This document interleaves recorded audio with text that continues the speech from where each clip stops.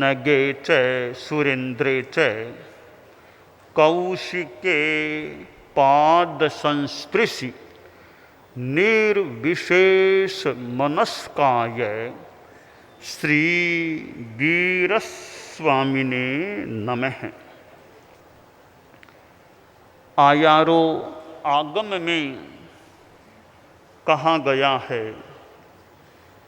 S संसारित्ति पवुच्चति,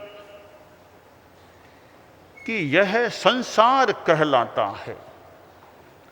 षड्जीव निकाय में 5 स्थावर काय हैं और 1 त्रस काय है। 5 स्थावर काय का होना, त्रस काय का एक ही होना, एक तरफ यों 5 हैं और एक तरफ 1 त्रस काय है। समानता यानी एक तरफ स्थावर तो 5 नाम आ गए, त्रस एक ही नाम आया। मैंने पहले भी कभी बताया होगा कि यों तो 5 और 1 है, वैसे वही मूल बात है, माने एक अपेक्षा से दूसरी अपेक्षा से 3 त्रस हैं, 3 स्थावर हैं। पृथ्वी काय, अपकाय, वनस्पति काय, ये 3 स्थावर हैं। तेजस काय, वायु काय और त्रस काय, ये 3 त्रस हैं। तेजस काय और वायु काय वैसे तो स्थावर हैं, पर गति त्रस, इनको गति त्रस के रूप में वो स्वीकार किया, यानी वे भी त्रस के रूप में एक अपेक्षा से मान्य हुए हैं। क्योंकि हम देखते भी हैं या देखने वाले देखते हैं, अग्नि है वो भी गति करती है, लपटे यूं ऊपर ज्वाला उठती है, तो यह गति करती है अग्नि, तो गति की अपेक्षा फिर वो भी त्रस है। हवा तो गति करती ही है, हवा तो स्थिर तो कितनी क्या कहीं रहती होगी, बाकी कितनी गति करती है। इसलिए वायु का भी त्रस है। तो 5 और 1, पहली बात तो वो है। दूसरी बात है 3 स्थावर और 3 त्रस। हमारे सन्मति शिक्षण कक्षा के विद्यार्थी संत और शैक्ष साध्वी कक्षा की विद्यार्थी साध्वियाँ, उनको और सभी को भी तत्व ज्ञान की यह बात है कि ये 3 त्रस भी, तेजस काय और वायु काय, ये त्रस भी कहलाते हैं। वैसे पृथ्वी काय, अपकाय और वनस्पति काय, यह एक वर्गीकरण है। तेजस काय, वायु काय का एक वर्गीकरण है, क्योंकि कोई कोई नियम तेजस वायु पर एक समान लागू होते हैं। पृथ्वी अप वनस्पति पर कोई कोई नियम एक समान लागू होता है। तो तत्वज्ञान में गति आगति ऐसी कई बातों में तेजो वायु पर समान नियम, पृथ्वी अप वनस्पति पर कोई कोई संभवतः समान नियम लागू होते हैं। तो 5 स्थावर जीवों को भी हम 2 भागों में बांट सकते हैं, पृथ्वी अप वनस्पति, तेजस वायु। तो 6 जीव निकाय में त्रसकाय, यह द्विंद्रिय से लेकर पंचेंद्रिय तक के जीवों का समूह है। एकेंद्रिय में तो अल्प विकास है, द्विंद्रिय आदि में विकास इंद्रियों की दृष्टि से कुछ ज़्यादा क्रम से हो जाता है। आयारों में यहाँ कहा गया, एस संसारित्ति पवुच्चति, यह त्रसलोक संसार कहलाता है। कि संसार कैसे कहलाता है, बताया गया है कि त्रसकाय के जीव ही संसरणशील होते हैं, गति करने वाले होते हैं। इसलिए गति करने वाले होने की अपेक्षा श्रृंग गतौ, श्रृंग धातु तो गति में, संसरणम गमनम, तो गमन संसरण करने वाले होने के कारण त्रसकाय को संसार कहा जा सकता है। वैसे तो सभी सिद्धों के सिवाय सभी प्राणी, थावरकाय भी संसारी प्राणी हैं, पर संसारी में भी त्रस प्राणी ज़्यादा संसारी इसलिए है कि एक भव से दूसरे भव में तो गति खैर होती ही है, उसी जीवन में भी त्रस जीव चलने फिरने वाले, गति करने वाले होते हैं, इसलिए भी ये संसार कहलाते हैं। आगे कहा गया है आयारों में, मंदस्य अभियान ओ, जो मंद आदमी है, अज्ञानी आदमी है, उसके लिए भी त्रसकाय जीव के रूप में प्रत्यक्ष हो सकते हैं। स्थावर काय के बारे में संदेह हो सकता है कि सजीव है या निर्जीव है, जीव है या नहीं। स्थावर काय के विषय में यह संदेह हो सकता है, किंतु त्रसकाय तो स्पष्ट भी कीड़ा मकोड़ा चल रहे हैं, हाथी घोड़ा बकरी गाय आदमी ये सब प्राणी हैं, ये जैन हो नॉन जैन हो सामान्यतः भी ये सब प्राणी हैं, जीव हैं, तो इनमें यूँ सामान्यतः संदेह नहीं होता कि ये जीव हैं या नहीं। जैसे कि स्थावरकाय के प्रति संदेह या अज्ञान या जो भी धारणा हो सकती है कि ये जीव थोड़े ही हैं, ये तो ऐसी चीजें हैं। तो मंद आदमी है, अज्ञानी आदमी है, उसके लिए भी त्रसकाय जीव के रूप में एक सामान्यतया मान्य हो जाते हैं, ऐसा लगता है। और स्थावरकाय के वेदना होती है क्या, किस रूप में होती है, कितनी होती है, मन में प्रश्न हो जाए। पर त्रसकाय है, उसको कोई कष्ट देने का प्रयास करे, कुछ चुभोए, सुई चुभो दे, कुछ चुभो दे, तो उनकी वेदना तो काफ़ी सुगम सुबोध है कि किसी के सुई आदि चुभोएंगे तो कष्ट होगा, मारेंगे पीटेंगे तो कष्ट हो सकेगा।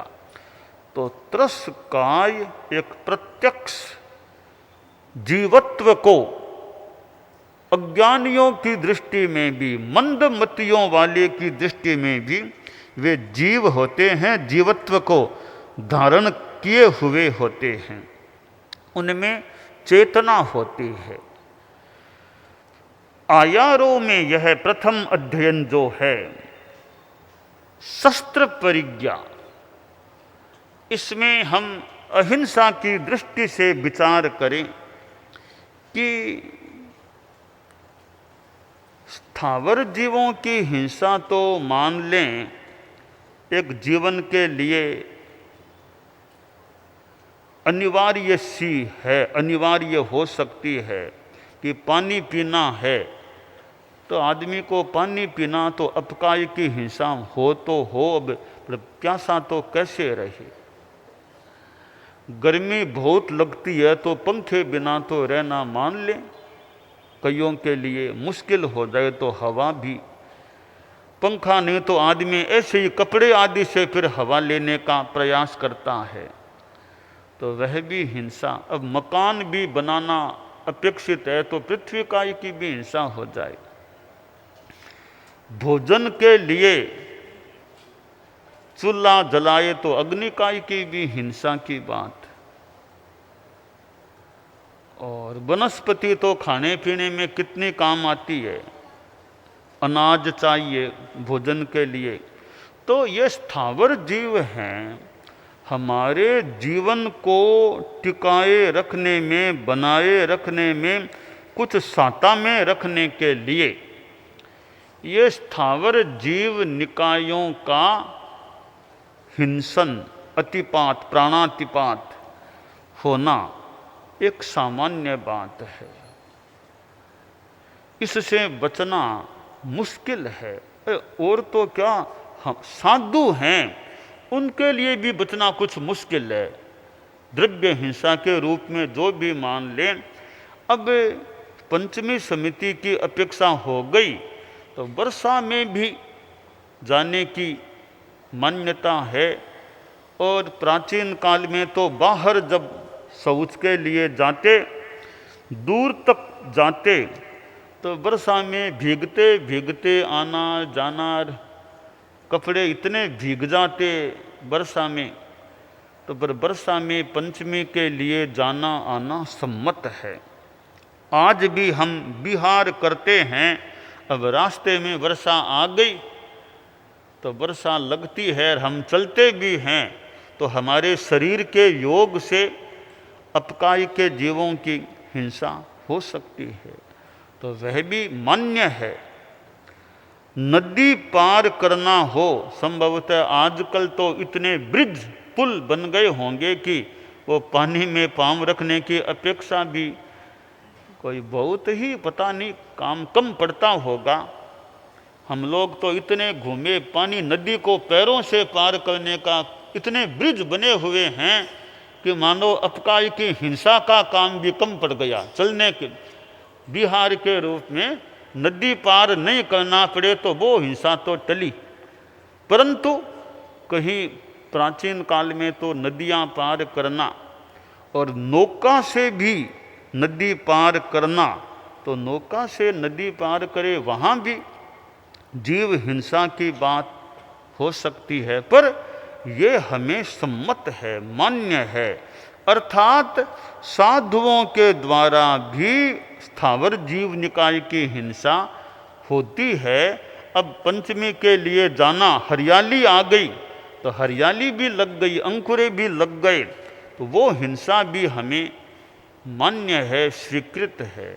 और कहीं कच्ची मिट्टी भी आ गई, उस पर भी चलना पड़े, वो भी हिंसा मान्य है।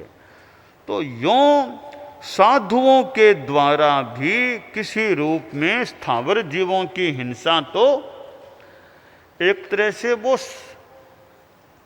एक सीमा में वो सम्मत के रूप में भी वो हिंसा होती है तो होती है। तो पंचमी को रोकना नहीं चाहिए, जरूरत है तो जाना है तो हरियाली काई पानी सचित लगे तो लगे, पंचमी जा सकते हैं। अब कोई कोई पंचमी को भी रोक ले तो रोक ले, वो तो अलग बात है, बाकी पंचमी जाना सम्मत है। हम स्थविर कल्पी जो साधु हैं तो इनके लिए यूँ स्थावर जीवों की हिंसा होती है तो पंचमी जाना वैसे सम्मत है। तो स्थावर की हिंसा हमारे जीवन के साथ जुड़ी हुई है। अब इसमें अल्पीकरण का तो हालांकि साधु के त्याग है, साधु के सर्व प्राणातिपात बिरमण महाव्रत लिया हुआ है, बड़ी दीक्षा में त्याग होते हैं। सुहमंगवा बाईरंगवा तसंगवा थावरंगवा नेव संयंग पाणे आई वायुजा, सारे तीन कर्ण तीन योग से थावर जीव निकाय के त्याग हैं। परंतु यह भी एक फैक्ट है कि जीवों की का स्थावरों का स्पर्श होता भी है। अच्छाया में व्याख्यान देने के लिए भी जाने की परंपरा है तो अच्छाया में भी जाते हैं। तो ये कई चीज़ें ऐसे सम्मत हैं, परंपरा मान्य है। उनमें स्थावर जीवों की हिंसा मुनि के शरीर से भी हो तो हो सकती है, पर जितना बचा जा सके, गृहस्थों को भी जितना बचा जा सके वो तो बचने का प्रयास हो सकता है। जैसे जमीकंद है, ये लहसुन प्याज शकरकंद गाजर मूलार ऐसी ये कुछ चीज़ें भी छोड़ दे भी, एक जमीकंद है, अनंत काय वाली वनस्पतियां हैं, थोड़े से हिस्से में अनंत जीव, एक शरीर में अनंत जीव, इनका तो मैं सेवन करने से बचने का प्रयास करूं। फिर चतुर्मास है, सावन भादवा है, तो जमीकंद के कम से कम इतनी चीज़ों को तो छोड़ दूं। तो यूँ भी ज़्यादा हिंसा तो मेरे संदर्भ में और मेरे द्वारा न हो, ऐसा प्रयास गृहस्थ भी करें। हमारे साधु साधियों के लिए भी हमने व्यवस्था बना रखी है कि लहसुन प्याज और ये चीज़ें, कुछ चीज़ें हैं वो सामान्यतया हमें गोचरी में नहीं लाना, उनका सेवन नहीं करना, क्योंकि अनंत काल हम भी संयम करें। तो गृहस्थों से तो ज़्यादा संबंध है इस बात का कि वे भी जितना अनंत काल के सेवन का वर्जन कर सकें और करना चाहिए, उससे हिंसा से भी बचाव हो, और त्याग है तो अव्रत भी कुछ कम हो, व्रत भी बढ़े, अव्रत कम हो जाए, व्रत हो जाए त्याग करने से। तो हम स्थावर काल की हिंसा से भी बचने का यथासंभव ध्यान रख सकते हैं, पर त्रस्काय तो स्पष्ट है, वो उसकी हिंसा इतनी जरूरी नहीं है। खाने को तो मान लो वनस्पति चाहिए, तो त्रस जीव क्यों चाहिए, वो तो जरूरी नहीं है उनको तो खाना। यह शाकाहार मांसाहार की बात है। यूँ तो थोड़ा विषय ज़्यादा तार्किक ढंग से मान लो उत्तर देना थोड़ा कठिन भी हो, तो हो सकता है कि मांसाहार क्यों नहीं, शाकाहार क्यों, कुछ तर्कों में इतना सटीक उत्तर दे पाएँ अथवा न दे पाएँ, पर थोड़ा थोड़ा हम ध्यान दें बात पर कि दो प्रकार का आहार हो गया, शाकाहार मांसाहार, वेजिटेरियन नॉन वेज का, वेज नॉन वेज। अब यहाँ हम विचार करें कि एक आदमी यह तो कह सकता है कि मैं केवल शाकाहार से ही जीवन चलाऊंगा, नॉन वेज का उपयोग नहीं करूंगा। बिना नॉन वेज का उपयोग किए आदमी का संभवतः जीवन चल सकता है। दो विभाग है, शाकाहार मांसाहार। केवल शाकाहार से ही जीवन चलाऊंगा, मैं मांसाहार का भोजन नहीं करूंगा, यह तो हो सकता है। कोई यह कह सकता है क्या, मैं जिंदगी भर केवल मांसाहार ही करूंगा, शाकाहार बिल्कुल नहीं करूंगा, ऐसा कोई कह सकता है क्या? यह शायद कठिन है। कोरे मांसाहार से काम चलना मुश्किल हो सकता है। तो मेरा यह कहना है भी दो प्रकार के आहार है, दोनों में हिंसा मान लें, पर शाकाहार वालों को तो एक शाकाहार की हिंसा का ही भागी बनना पड़ा, मांसाहारी को तो मांसाहार शाकाहार दोनों की हिंसा का भागी बनना पड़ सकता। यह एक बात है। दूसरी बात क्या है कि शाकाहार की जो चीज़ें हैं वे कई बार स्वतः अचित हो गई हो सकती है। अब गेहूं है, बाजरा है, मान लो कुछ समय बाद अपने आप उनके जीव निकल गए, वो अचित हो गया। फ्रूट्स हैं, पता नहीं अपने आप ही वो अचित हो गए हो, अब जीव नहीं रहा हो, हमें दिखाई तो देता नहीं कौन जीव है कौन निर्जीव है, तो वे अपने आप भी निर्जीव हो गए हों, और हम जब खाते हैं तब उनको निर्जीव अवस्था में खाते हैं, ऐसा भी कहीं कहीं हो सकता है। पर मांसाहार में एक साक्षात प्राणी को मारना पड़े फिर वो भोजन निष्पन्न होता है, तो वहाँ तो एक तो साक्षात हिंसा हो सकती है, और पंचेंद्रिय प्राणी इतना बड़ा प्राणी है, हमारी तरह 5 इंद्रियों वाला प्राणी है, उसको मारना फिर उसके शरीर के भाग को खाना, यह थोड़ा एक साक्षात हिंसा वाला कार्य हो सकता है। तो यूँ यह शाकाहार मांसाहार का भी एक भोजन के संदर्भ में विषय है, और वर्तमान में हमारे जैन समाज में यह थोड़ा, और हमारे धर्म संघ में तो अच्छा कड़ाई से कि साधुओं को तो ऐसी दवाई कैप्सूल जिसमें वो नॉन वेज का मिश्रण हो, तो साधु को वो नॉन वेज की दवाई भी नहीं लेनी पड़ जाए तो फिर प्रायश्चित की बात। ऐसे कैप्सूल में भी वो नॉन वेज की ऊपर है कवर, तो वो साधु को उपयोग में नहीं लेना चाहिए, यह हमारे विधान व्यवस्था में भी निर्धारित है। तो यह नॉन वेज से बचाव, यह हमारे साधु समुदाय में तो हमने और थोड़ा सा कड़ाई से भी प्रयास किया है। आप लोग गृहस्थों में बच्चे और हैं विदेश में और में पढ़ने के लिए जाएं तो वहाँ भी ये कम से कम इतना तो संयम करें कि नॉन वेज का भोजन नहीं करना है। तो थोड़ा, हालांकि आजकल कई बार बच्चे आते हैं, कहा हम तो खुद ही बनाएंगे, अपना अलग ही बनाएंगे, वहाँ भोजन वहाँ का नहीं, खुद ही बनाएंगे, अर्थात नॉन वेज की बात नहीं है। तो ये कम से कम संयम तो है ही कि नॉन वेज का तो संयम करें। तो गृहस्थों में, जैन समाज में भी इधर उधर बच्चे जाएं होटल में, हॉस्टल में, हॉस्पिटल में, तो वहाँ ध्यान दिया जाए भी नॉन वेज का भक्षण और मिश्रण भी, नॉन वेज का मिश्रण भी हो तो वह भोजन भी मेरे खाने में न आ जाए।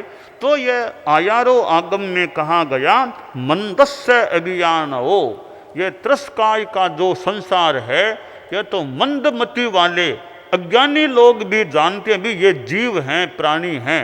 तो इन प्राणियों की हिंसा से हम, यानी हम भी और गृहस्थ लोग भी कि भी बचने का ध्यान रखें, प्रयास करें और संयम रखें, यह अभिकांक्ष है। दानान सेठम अभयपयाणम सच्चे सुया अणवज्जं वयंती तवे सुया उत्तम बंभचेरम लोगुत्तमे समणेनाय पुत्र।